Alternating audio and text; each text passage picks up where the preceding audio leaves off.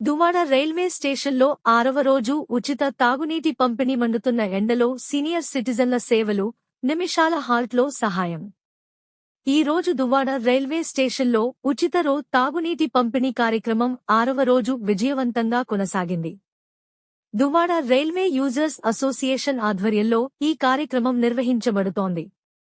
భువనేశ్వర్ నుండి బెంగళూరు వెళ్తున్న Prashanti express train 18,463 రైలు కేవలం 2 నిమిషాల హాల్ట్ సమయంలోనే దివ్యాంగులు, మహిళలు మరియు సాధారణ బోగీల్లో ప్రయాణిస్తున్న సుమారు 200 మంది ప్రయాణికులకు ఒక్కొక్కరికి 1 లీటర్ నీటి బాటిళ్లు ఉచితంగా అందజేయబడినవి.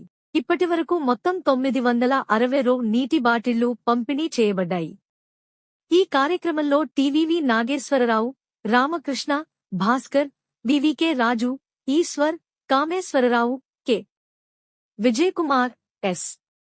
గోవిందరాజు, మనవేంద్రనాథ్, లక్ష్మణ, హిమాంతరావు, పరశురాం తదితర Duvvada railway users association, voice of Gajuwaka సభ్యులు మరియు సీనియర్ సిటిజన్లు చురుకుగా పాల్గొన్నారు. ఈ రోజు కార్యక్రమానికి వాయిస్ ఆఫ్ గాజువాక వారు ప్రాయోజకులుగా, స్పాన్సర్డ్ గా వ్యవహరించారు.